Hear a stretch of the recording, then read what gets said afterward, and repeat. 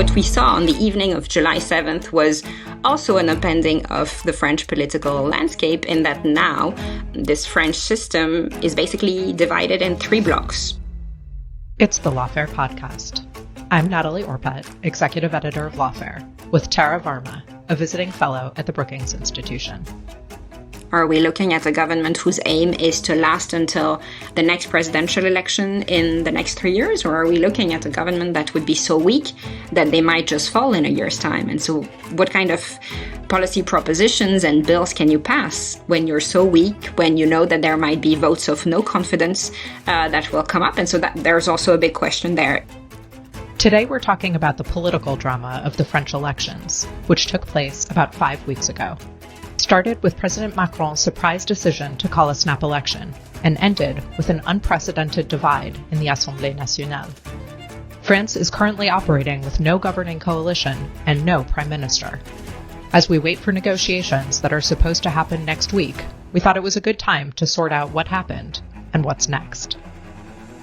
So, the Olympics have just wrapped up in France, and I promise this has to do with what we are going to talk about today, which is the French elections of several weeks ago and the melodrama that it involves and the very strange state that we find ourselves in now. And in particular, because it seems that there was sort of a truce in the chaos that is French politics during the Olympics, and now we're going to have to go back to it. So as we're doing that, Tara, I wanted to speak with you to just start with what happened, where are we, and then talk about the implications for going forward. So can you start us off in early June with a very important election in the EU Parliament? What happened? Absolutely. So the EU parliamentary elections, they take place every 5 years. Last time was in 2019, this year 2024, over the course of 4 days, because it spans over 27 countries inside the European Union. The general assumption was that the far right was going to gain a lot of seats, and that was partly true in some countries, a bit less true in others. But in the case of France, my country, it was definitely true. The far right Rassemblement National party came in first with 30% of the vote share, and Emmanuel Macron, the president's party, came in second, far behind, with only 14% of the vote share. And so much to the surprise of voters and observers, Macron decided on the evening of June 10th, when the results of the European parliamentary elections came out, to dissolve the French National Assembly. So basically transposing a European election result to a French national political situation. And this dissolution of the National Assembly that he decided on his own led to the organization of snap parliamentary elections. And French parliamentary elections take place with 2 rounds, as do the presidential elections. And these snap parliamentary elections took place a bit less than 3 weeks after Macron's decision, so on June 30th and July 7th. The portrayal of this move by Macron in the US press was that it was completely shocking and such a maverick move, and there was all sorts of speculation about what he could have possibly been thinking. Is that an accurate portrayal? Was it being explained differently in the French press? I think that's an accurate portrayal, and it's interesting that you use the word maverick, Natalie, because this is one of the words that's been used to qualify him ever since he's been running for elections. And the first time that he ran was in 2017 for the presidential election, and he was really compared in that sense in a way to Donald Trump. They're very different personalities. They come from very different backgrounds, but the idea that someone who was not a political leader, who was really an administrator, a senior civil servant inside the system, decided for the first time in his life to run for office, and that to be president was quite surprising. And he ultimately won that election. So that was, I guess, even more surprising. But he has been making these unexpected moves for the French political system. And generally, these bets are bets that he's won. Not in local elections, but in a number of other cases, he's won them. And the big question after that decision was he going to win this bet, which was really shocking for a lot of people. And so in the first round, the far right comes ahead, really far ahead of all the other parties, and that creates a shock. It was really assumed by pollsters and announced by pollsters that they would come in first. But I guess there was a sense of realization for the French public that the far right had really made such headway in these past few years that they had become the alternative to the center right that Macron represented. And so I think that was really striking. The campaign between the two rounds lasted only 1 week. And the main policy propositions that the Rassemblement National came up with at the time was that they would ban from certain strategic positions inside the administration people who held dual citizenship. And, in the past 15 years, Marine Le Pen has been quite adept at normalizing her party. She's changed the name. The name initially was Front National, represented by her father, Jean-Marie Le Pen, founded by neo-Nazis, people who supported the Waffen-SS, so really extreme right. And she's worked quite a lot to say that she's distanced herself from these people. Her father was removed from the party's instances. As I said, she changed its name and focused very much on what she considered to be more social issues. So poverty, social inequalities, talking to the average French person.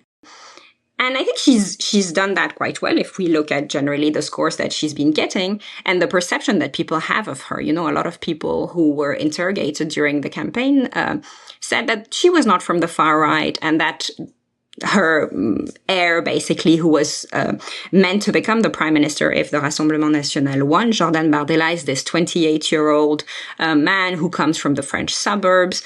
He doesn't have a higher education degree. He appears to be more normal, if I say at least more closer to the average French person. And so she's done that, unfortunately, remarkably well.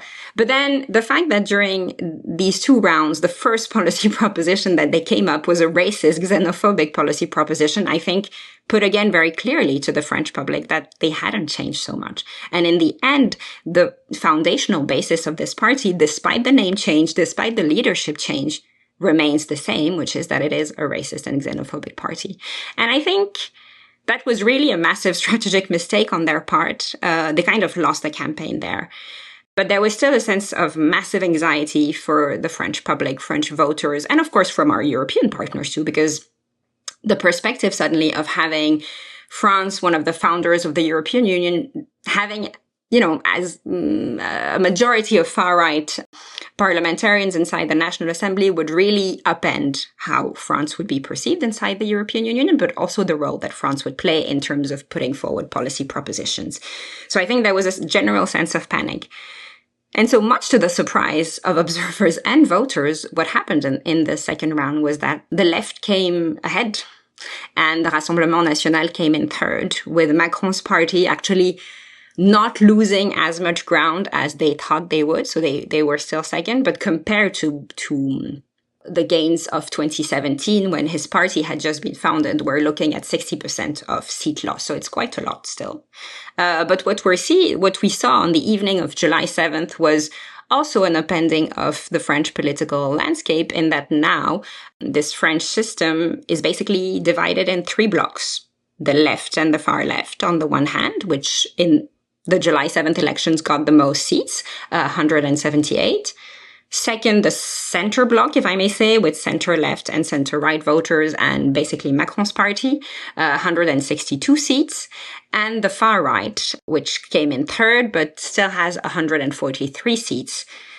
And so, they did come in third, but I think there's a cautionary tale for France there, which is that before June 10th, they had 89 seats in the National Assembly. So they gained almost 50% new seats, which means more public funding for them, more seats, of course, more collaborators and assistants and researchers inside the National Assembly. And so potentially, which is also something that Marine Le Pen said, an even greater professionalization and normalization of that party for the French public, because they would appear just, more numerous and more powerful inside the system. So yes, they came in third, but it's still a win for them. They were very disappointed that they didn't come in first, clearly. I mean, they were kind of expecting, people were prospecting, thinking about who would be the prime minister. We knew it would have been Jordan Bardella. But, there were many questions about who would be the defense minister, the foreign minister.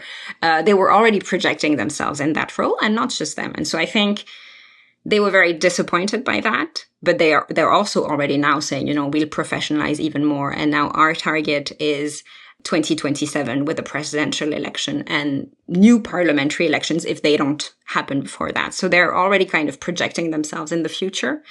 But what we found ourselves in was a stalemate, because with these three blocs, it became very difficult to form a coalition government. I mean, I say that most of our European partners actually have coalition governments. They're used to this, to compromising, to organizing themselves.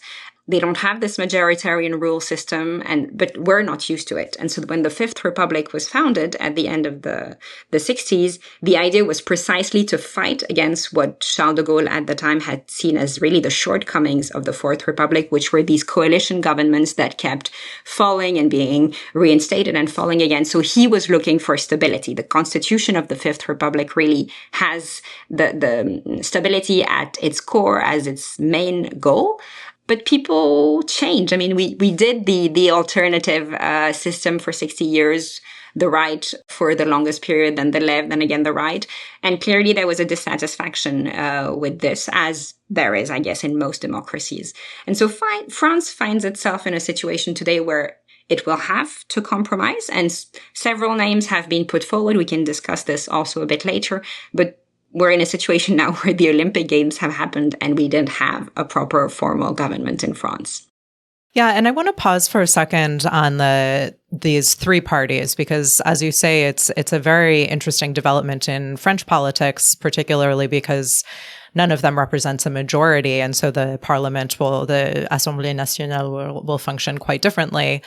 But it is, of course, unusual from an American perspective, where we're used to a very, very stable two-party system. So I'm wondering if you can tell us just a little bit briefly about what the sort of major policy positions are of each of the three parties, I suppose for a Lawfare audience, particularly as it pertains to national security, foreign policy, international alliances, and that sort of thing. But also, when we say the Rassemblement National is a far right, populist party, do we mean the same thing when we use those descriptors as we do when we're talking about the far right in the United States or in other countries? Or are we sort of missing a nuance by assuming that those are the same things? Sure. And it's interesting that you ask about national security, because this has been very much an object of contentious debate inside these three blocs. One of the reasons why the left didn't present a common list for the European parliamentary elections was that there were disagreements, particularly on Israel-Gaza and on the Ukraine aid coming from the far left and the left. I would say the left and center-left had a fairly similar position to that of Macron, a more powerful Europe, definitely aid to Ukraine, military aid, but also humanitarian material aid, aid for reconstruction. The far left is generally much closer to Russia. Feels like it's not Europe's or the member states' responsibility to help Ukraine.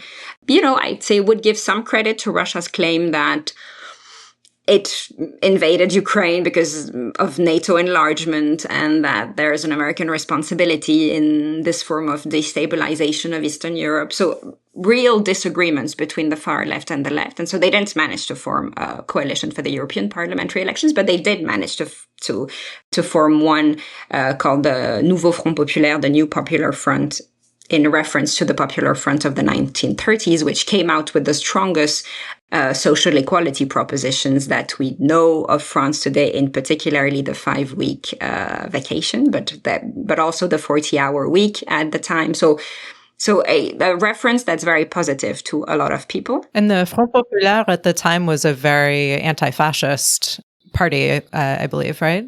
Absolutely. Very anti-fascist party. They were also formed after the 1934 far-right demonstrations in Paris. Kind of absolutely anti-fascist. And one of the major points of contention, again, while forming the Nouveau Front Populaire coalition, were these foreign and security policy issues. And they came up with a compromise, which was that in the manifesto, they said that they would support Ukraine, they would support Ukraine's accession to the EU.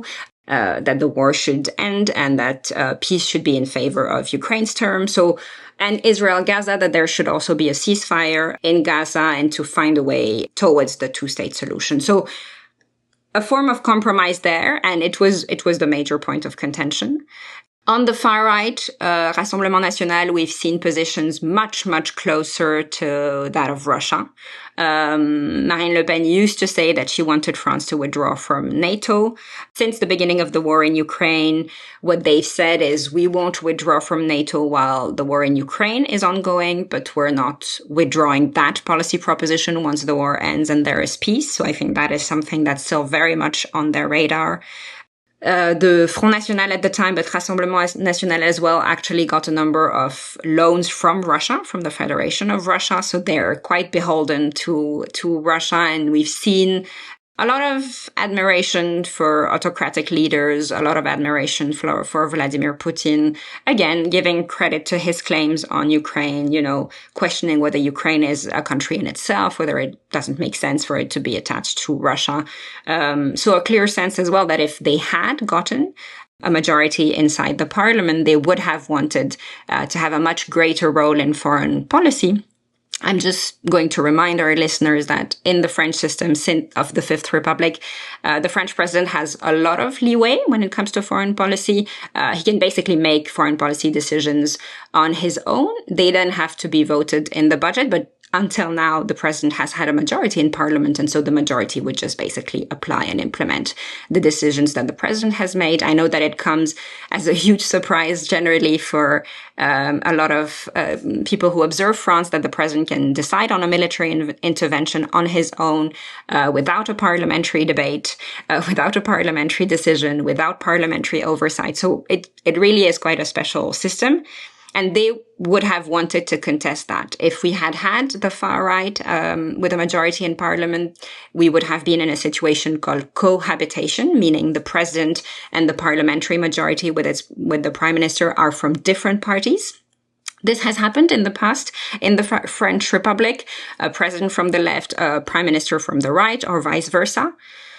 But on foreign and defense policy, while there have been some disagreements, they always managed basically to find a compromise because it felt like it was raison d'etat and something, a higher purpose for French national interest. So we saw, even though they were from different parties, we saw generally a way to find a compromise. And even looking at the European foreign policy of these two, of a prime minister and president coming from different parties, the European partners had accepted basically that it would be alternatively the French president and the French prime minister who would represent France at the European Council meeting. So there was a lot of coordination between the prime minister's office and the president's office.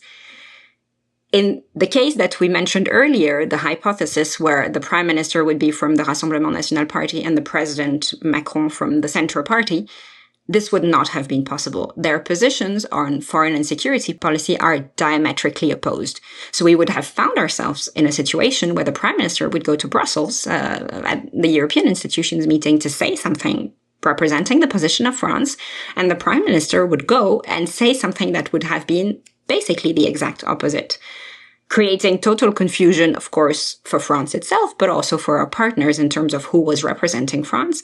I think leading to a situation of immediate blockage, impossibility to take decisions. Foreign policy decisions at the European Union level require unanimity.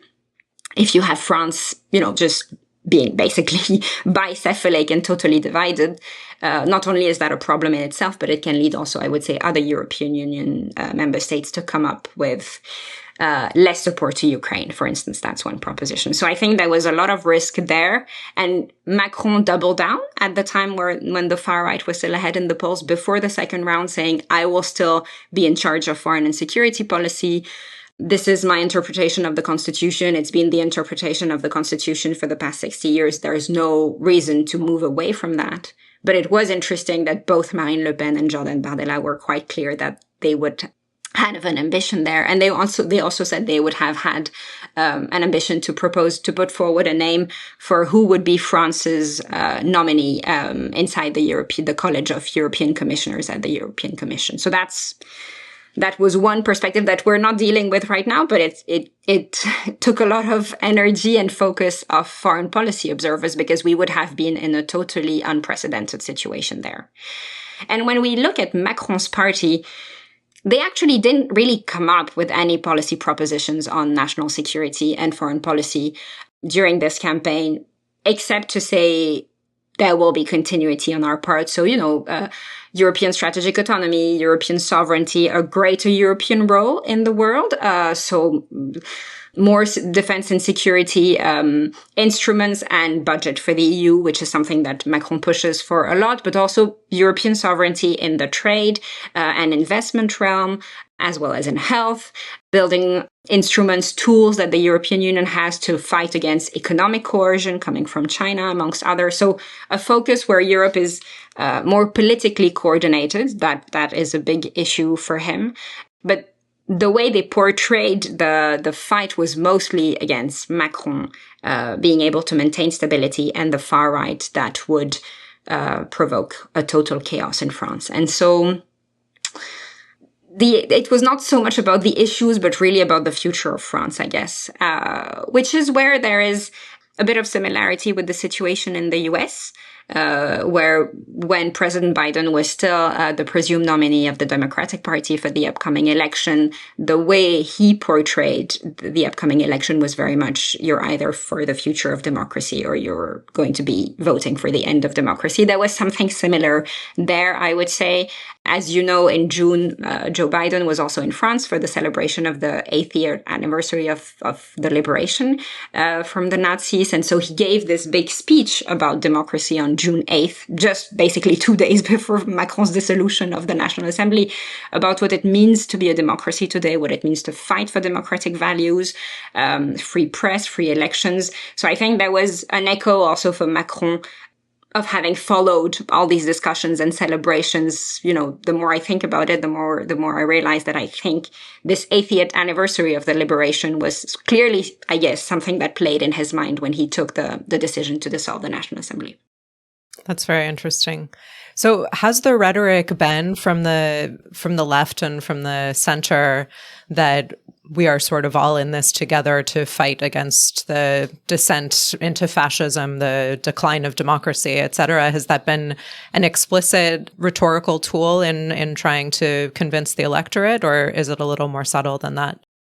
No, you're right. It has. And so it's what we call in French, le Front Républicain, the Republican Front, the idea that all parties, except from the far right, are supposed to come together to fight the far right, which is really something that is emblematic of the 2002 presidential election, where, much to the dismay of most voters, Jean-Marie Le Pen, then the head of Front National, came in second after Jacques Chirac, when it was really expected that Lionel Jospin, who was the prime minister at the time, and there was a cohabitation. Lionel Jospin from the left was the prime minister.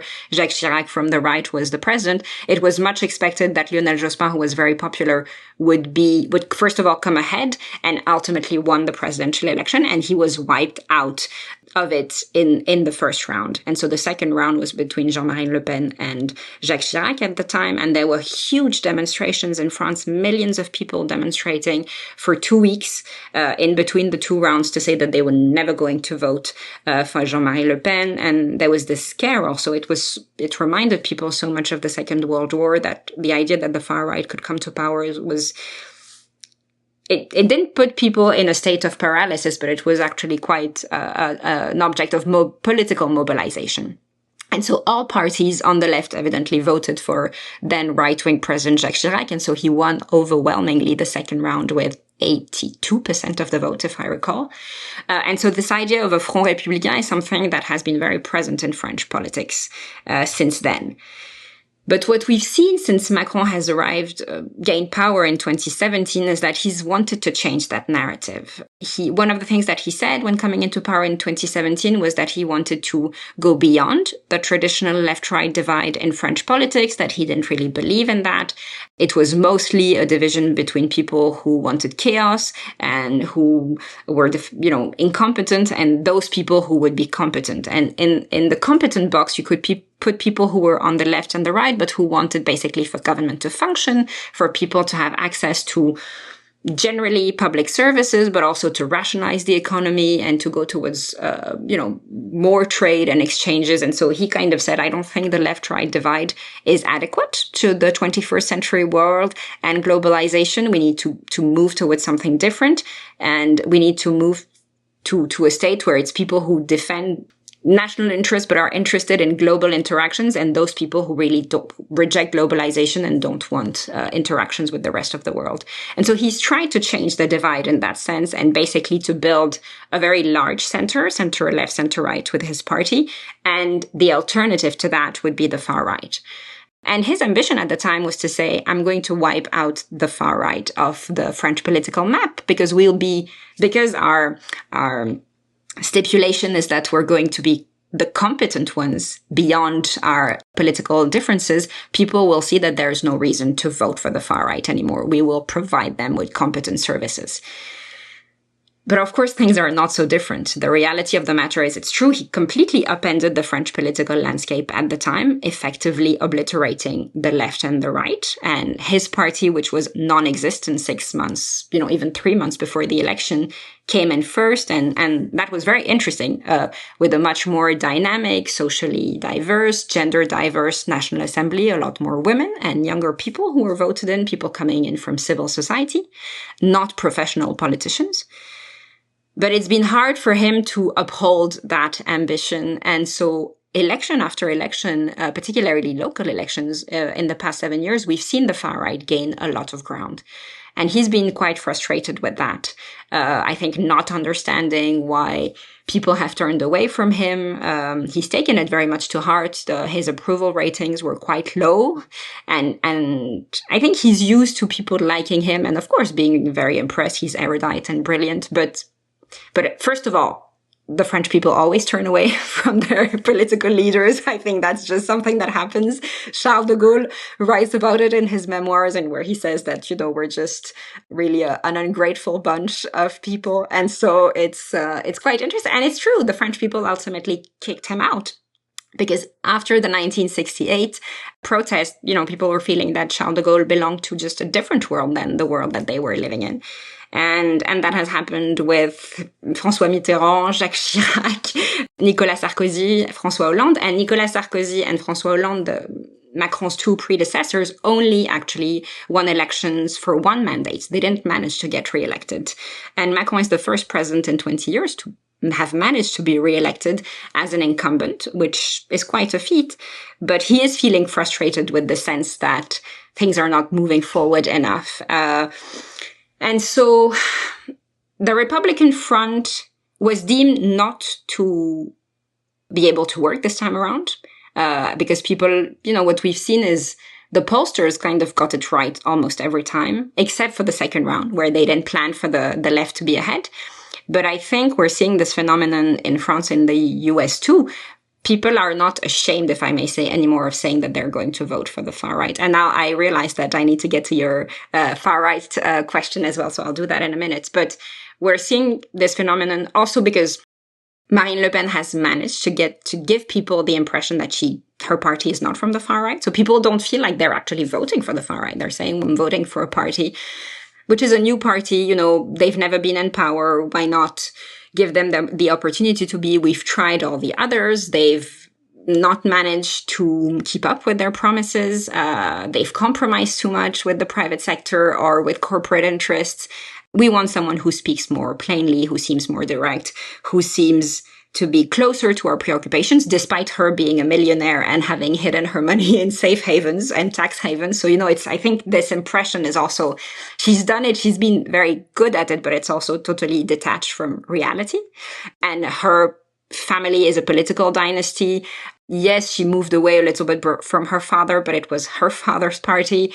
Jordan Bardella, who's her designated heir, is engaged to one of Jean-Marie Le Pen's granddaughter. So it's very much a political dynasty there. Though they've managed to make it seem like it's not, I have to say it still is.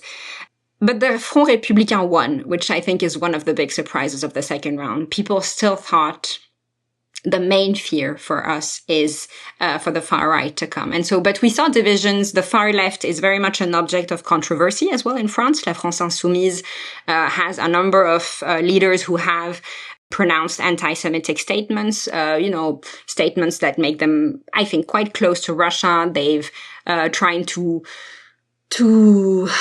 sown dissent and disorganization inside the National Assembly. They're really seen by a lot of people as unconstructive partners. And there's been a lot of reproach to the left that they've included the far left in the larger coalition because they don't seem like worthy partners. And so a lot of people on the right were saying if we find ourselves in a race where it's going to be the far left against the far right, we might just abstain and not go vote because we're putting them on par, the far left and the far right. And they have similarities, but I should say they're still not the same. And so in the end, the left came in first, but they're still stuck right now and there's a stalemate. But let me go to your far right question briefly. Is the far right the same in the US and France? So as you said earlier, Natalie, we're a multi-party system in France. The US is a two-party system, so that's a bit different. But we do see similar issues that mobilize voters who say or don't say that they're voting for the far right. Immigration is a big one, but social inequalities, and some might not call them social inequalities, but the idea of having others pass you through in terms of getting what you rightfully deserve. And we're seeing that in the US and in France. It was quite striking to me that, at some point, Donald Trump was asking for more social benefits in the campaign. He was saying some American people deserve to have more. This was not just a neoliberal candidate saying we should just deregulate the economy and the market will regulate itself and everyone can pull themselves up by their bootstraps. He was saying American people actually deserve more help. He was talking about the health system, something that is very similar to what Marine Le Pen has done. She's actually stolen, if I may say, a lot of the narrative from the left and the far left, saying that she's the one defending the French people, and she succeeded in giving that impression. So typically when there have been factories foreclosures in France, most of the party representatives were not there. The only party represented with the workers and the unions in the past 5 to 10 years have often been the Front National people. And so the impression that it gives is that a lot of the mainstream parties, if I may use that expression, have kind of abandoned their voters on the ground, and the ones who are present are generally the far right. And so it has given that impression that they're really not the far right. They're a different kind of party. As I said, the main policy proposition that they came up with in the second round of this election was to ban certain French people from acceding to a number of positions. So that is clearly racist and anti-Semitic. And I think it remains the foundational basis of that party. But they do have given the impression that they are fighting for the people, something that I've seen a lot in Trump rally, in some of his rallies, campaigns. Originally as well, the Front National, which was founded in 1972, really was inspired by American neoliberalism. And so there was really the sense that the economic platform of the Front National in the 70s was very much in favor of total deregulation of the markets. And what we've seen is a 180 turn now. They're asking, for, again, more social benefits, but excluding a number of people from these social benefits, who... Is it going to be reserved only to French people? Is it going to be reserved to French people who have had the citizenship for more than 10 or 15 years? Are immigrants going to be excluded from that? So one big issue of contention is getting medical health from the state, which in a number of cases in France is free. One of the policy propositions that the Front National has come up with is that people who are not French should not have access to that. So again, we're looking at a change in economic and social policies, but yet what remains a priority for them is to make sure that not everyone has access to it. There's no equal access to these public services and rights. They want certain categories of citizens to have access to it and other categories of citizens to be excluded from it. And there's a similarity here in the US too. But what we've seen is a lot of people from the far right, voters, but thinkers too, saying, why are we calling this the far right? It's a kind of nomenclatura that belongs to the 20th century. You shouldn't name and shame people.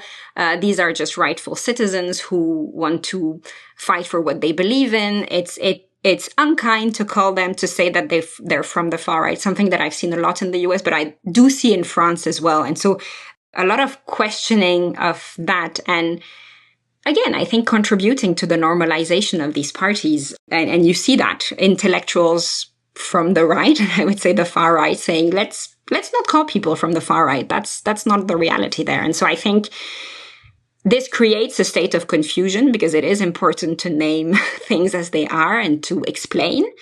What is the Front National, today called the Rassemblement National? Where does this party come from? And even I would say, as a voter, if you believe that it's not a racist and anti-Semitic party today, its foundations were definitely racist and anti-Semitic. So you need to think about that. What does it mean? What is the evolution there? Who are the people who belong to that party? And one more point on this. As the campaign was ongoing and we saw these really racist policy propositions come in, we also, of course, observers and journalists scanned through social media of a number of candidates from the Rassemblement National, And of course, a lot of them on their social media had racist comments, anti-Semitic comments, homophobic comments, xenophobic comments. And they came up, and the official line of the Rassemblement National was that these were just, one or two black sheep, and that the snap elections, being snap by nature, they put all the parties in kind of pressure points, and they just had to find candidates, and they went to the first person who was available. But, this was just one or two black sheep. And several newspapers realized that actually, in terms of the whole candidates, we were talking about 108 candidates who would be qualified as black sheep and who had openly, condemnable comments on their social media. So things, I guess, that they were proud of or that they were assuming. And out of these 108, 38 are today members of parliaments in the National Assembly of France. So that is quite a lot, and so these are not black sheep. Again, I think it is the profound nature of that party, and not being able to have a conversation on this, I think, is really problematic, and not trying to think about the effects that these 38 people will have in the debate at the National Assembly, but also at a larger level in terms of the French political debate, I think is a bit delusional, because evidently they will have an impact. They are saying and writing things that were considered until a few months ago totally unacceptable. And now they're just, there is something to be said for the fact that they're representative, I guess, of what French voters want today. And so there's a big question there also about how democracy works. What do we want out of this democratic system? Is democracy intrinsically apt at hurting itself? So how do you combine that? The necessity of representation, but also, I guess, the dangers that it includes, I think. And, I don't have the answer to that. That's a huge question for all democracies. How do you remain resilient in the phase of this rise of populism or far right, however you want to call it? But I do think it's important to call it out, because it does exist today. Yeah, so let's talk a little bit about that influence. And I mean, as you were saying earlier, it's so hard to know exactly how it will play out, because we are at this moment of stalemate in the current parliament, and Macron has not yet decided on who the prime minister will be, and it's not clear how a system that is not accustomed to working across coalitions in non-majority situations will function. But I'm wondering what you think, and actually before we go to what you think for what it will look like going forward, I think it is interesting to hear a little bit about what it has looked like, because despite this sort of political truce for the Olympics, it's now been, over a month since this strange stalemate of a system has been in place. So what has happened during this time that may have been escaping notice as everyone was celebrating the Olympics? Yes, I think that's a big issue. So it's been 5 weeks, which, I guess is both a lot and not too much. A lot of European partners do mention that sometimes it takes weeks and months for them to come up with a government.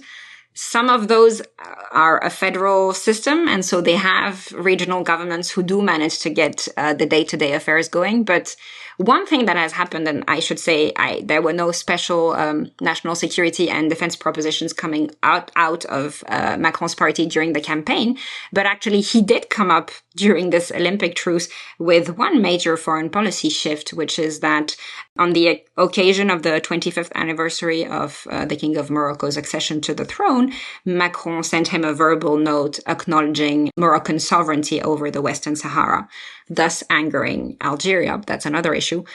But he decided this again. There was no parliamentary debate by definition. It wasn't really explained. It came out in the press and, of course, was widely covered in North Africa and in a number of other places. But, apart from that, didn't particularly make a splash even in French politics. It was covered, but I think a lot of people were surprised that this major policy shift happened in the middle of the Olympics. And there was no particular explanation also coming from Macron. He didn't speak out on it except to announce it. So that was very surprising. But in a way, I guess also characteristic of Macron, who is very much the kind of person who wants to decide things on his own time. And so he had apparently made that decision. I don't know whether he had maybe this, the 25th anniversary of the King of Morocco acceding to the throne was a date that wasn't going to change whatever happened inside French politics. So maybe this is something that had been planned for months. And it's just that the French political situation was such that he decided to go ahead with it. But he really does want to give the impression that he's not ceding to any form of media or political pressure. He is the one deciding. And maybe that was a message also, by the way, to whomever his future prime minister and government members are going to be, which is that when it comes to foreign and security policy, he remains the prime sole decision maker, and people are there inside his system to implement his decisions. So I think that, that was just that. And yeah, as I said, I guess it's very surprising generally, but also I do feel like it's a confirmation of who Macron is as a political leader. And, he still has 3 years to go. What I read in the US press, but not just in the US, in the European press as well, is, is he going to be a lame duck president? And I was thinking, but, we're in 2024. The next presidential election is 2027. 3 years is a long time. I mean, he's not even halfway through his second mandate. So there's a lot that he can do still now. The question, of course, now is the question of his stature vis-a-vis other European leaders. He was really seen as one of the people who put a lot of ideas forward in terms of structuring the European system, making it stronger, more incapacity to resist pressures from China and others, in a way also more incapacity to resist some pressure from the US. And now I don't know that he's going to be able to keep that stature. He needs a government, first and foremost. He needs a National Assembly that's working. And he needs to be able to pass a budget, because that's the big issue in France right now. Negotiations for the national budget will be happening at the end of September for a formal adoption the first Tuesday of October. This is happening, in 7 weeks. So again, you need to have a functioning government. You need to have a coalition with compromises, because that is quite essential, especially at a time where the European Commission put France under an excessive deficit procedure. And so France will have to formulate and to find a new budget to be able to respond to the questions of the European Commission, because actually life goes on for the rest of Europe and for the rest of the world. So I think we do need to find ourselves, the Olympic truce is done. And that appears quite clearly, because we're seeing a number of op-eds in the French press and a number of articles now saying, well, somehow we managed to get through the Olympics without a government. That is quite a feat. But there are so many pressing issues, plus an extremely volatile situation in the Middle East. And so we've seen Macron, talking on the phone with Benjamin Netanyahu, the new Iranian president, the Israeli president as well, plus coordination with UK, Germany, other European leaders, and of course, Joe Biden, the US president. So there, life somehow is ongoing for him, but he does need to be able to dedicate some time now to finding a solution to the French situation, because this stalemate, which has been ongoing, is not tenable anymore. And I do fear that if he is not seen as being capable of providing a solution, that will be problematic. And what we've seen is a left that was quite divided also after the results in the second round. Despite their victory, we saw Jean-Luc Mélenchon, the far left candidate, basically being the first to speak, as if he represented the coalition. He didn't represent it. He was one of the party leaders of it, but not the sole party leader. And it took them over 10 days to come up with a name of whom could be their prime minister, which, it meant that all the political leverage that they had was totally lost. Then suddenly the right started saying, well, we actually want to be able to form a coalition government with Macron's party. But they didn't have the majority. And so they've been trying to look at how to do it. Is it possible to have a coalition of center left to right parties to the exclusion, basically, of the far left and the far right? Something that, again, a lot of our European partners know how to do and have done, and something that France hasn't done until now. But even with the name that the left ultimately came up with, Lucie Castet, who is today the head of the financial department at the city of Paris, and they came up with that name just before the beginning of the Olympics, he said no, saying this is not the time to nominate a prime minister, which seemed a bit strange, just hours before the beginning of the Olympics. But so he said no to that proposition. And he has been quite clear that he would much prefer to have a known political figure from the right. So the names that we've been hearing are Xavier Bertrand, who's the head of the region in the north of France, Michel Barnier, who's a former European commissioner representing France, Bernard Cazeneuve, who was prime minister under Hollande, so a left-wing president, as well as Jean-Louis Borloo, who was one of Sarkozy's ministers, someone on the right, but I would say compatible with the center-right, center-left. So his priority, I would say, and preference go to someone who would come from the right. A man, again, I don't think he wants to nominate a woman. But also there hasn't been any personality appearing, so obvious in the system, someone who would be able to bridge divides, political divides, someone who, is also kind and intelligent enough to be able to form these compromises. And I think he's been a bit stuck because he had hoped that that personality would somehow emerge out of this mess, and that hasn't been the case. But I guess this also speaks to the novelty of the situation that we're in, and so it will have to be someone who's a bit different. Can it be someone who's out of the foray of politics? I'm not so sure.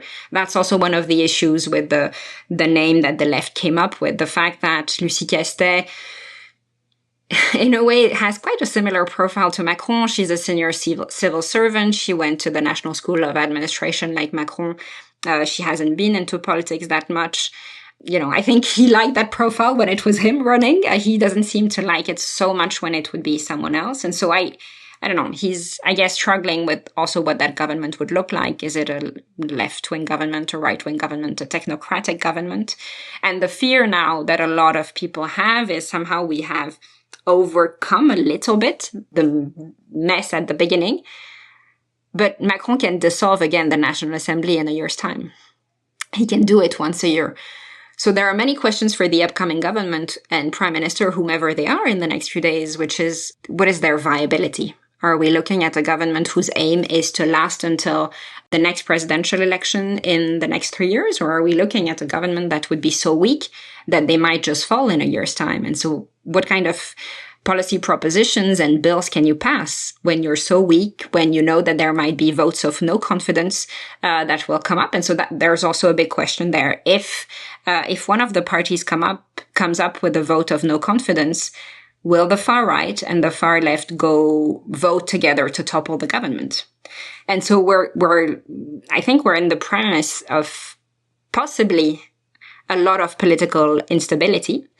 And the question for Macron is, does this play in his favor or not? Is it better for him to appear ahead of all this mess? He's the president, a decision maker in national security and foreign policy, above the foray, basically? Or is he knee-deep in the discussions and compromises and wants to work this out because the French people have decided that they don't want to give a majority to any one party, and they are pushing for all these parties to work together to face this unprecedented situation. And so I think it's also not easy for him to see which of these two scenarios works better for him.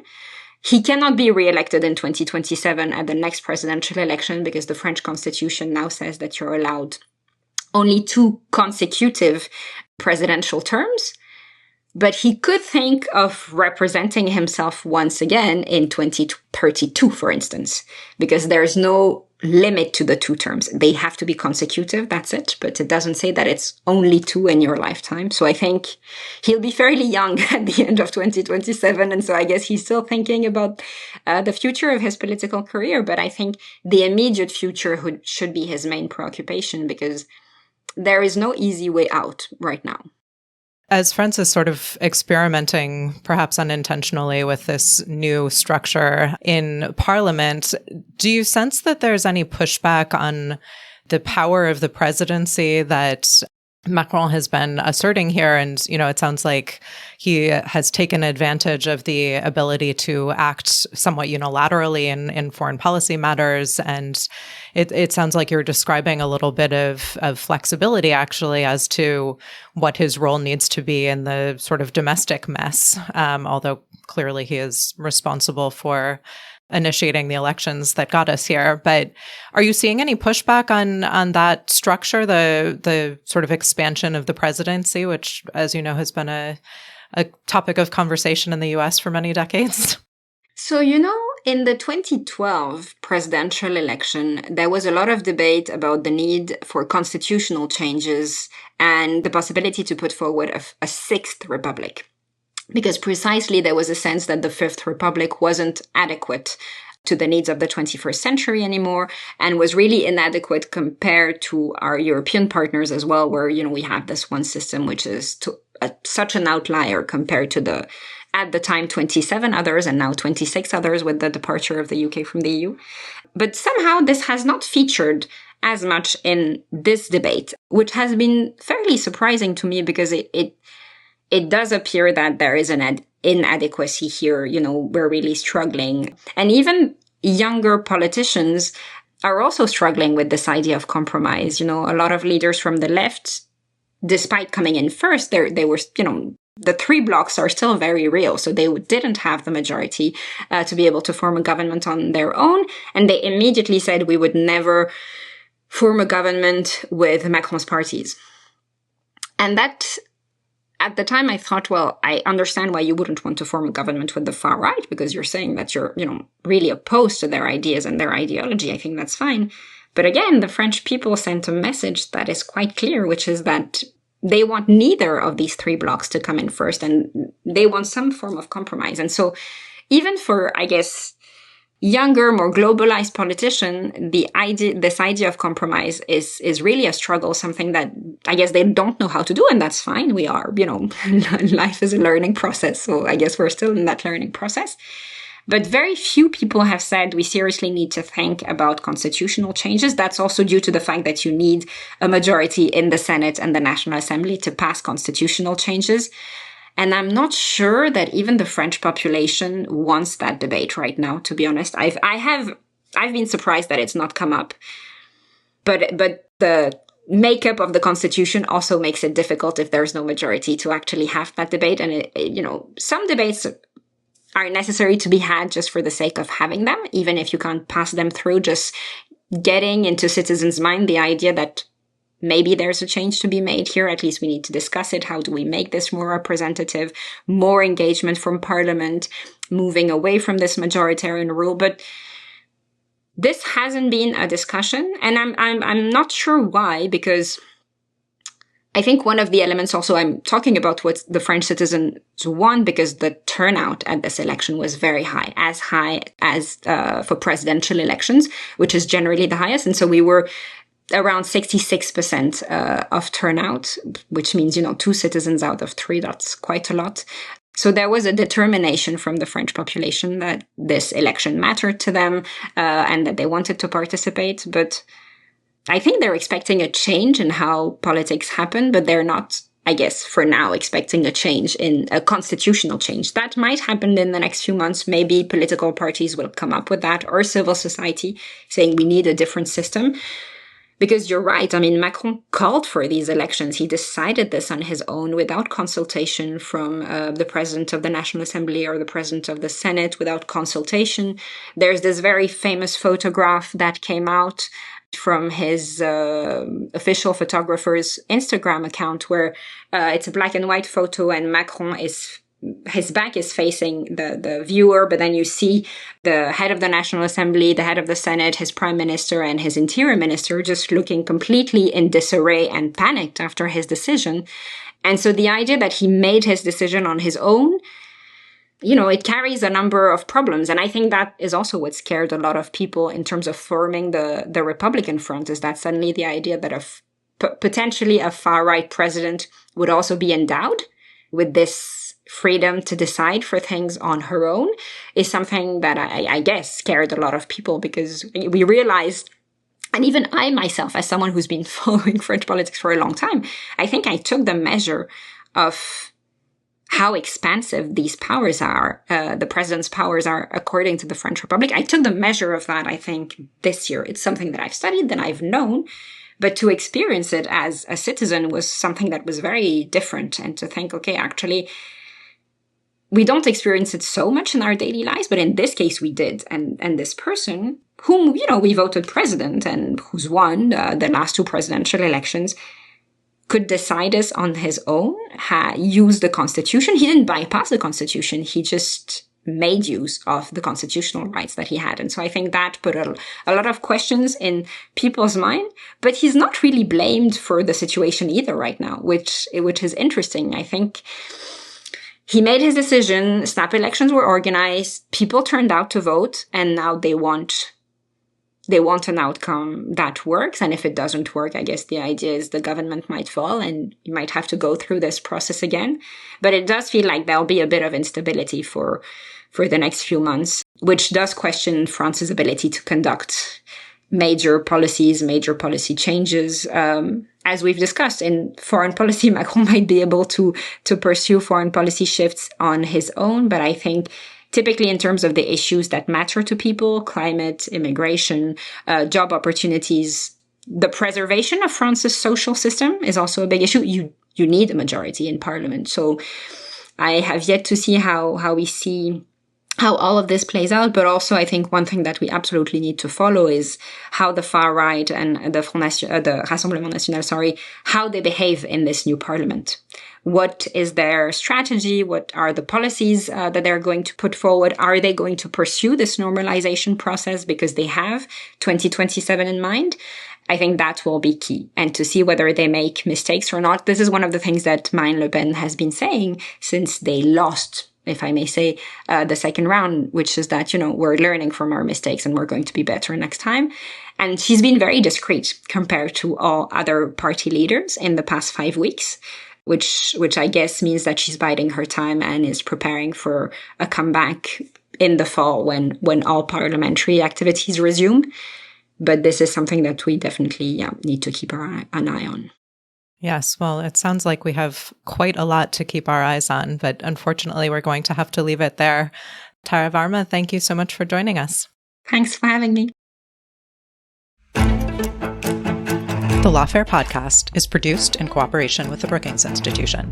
You can get ad-free versions of this and other Lawfare podcasts by becoming a Lawfare material supporter at our website, lawfaremedia.org/support. You'll also get access to special events and other content available only to our supporters. Please rate and review us wherever you get your podcasts. Look out for our other podcasts, including Rational Security, Chatter, Allies, and The Aftermath, our latest Lawfare Presents podcast series on the government's response to January 6th. Check out our written work at lawfaremedia.org. The podcast is edited by Jen Patja, and your audio engineer this episode was Go Rodeo. Our theme music is from Alibi Music. As always, thank you for listening.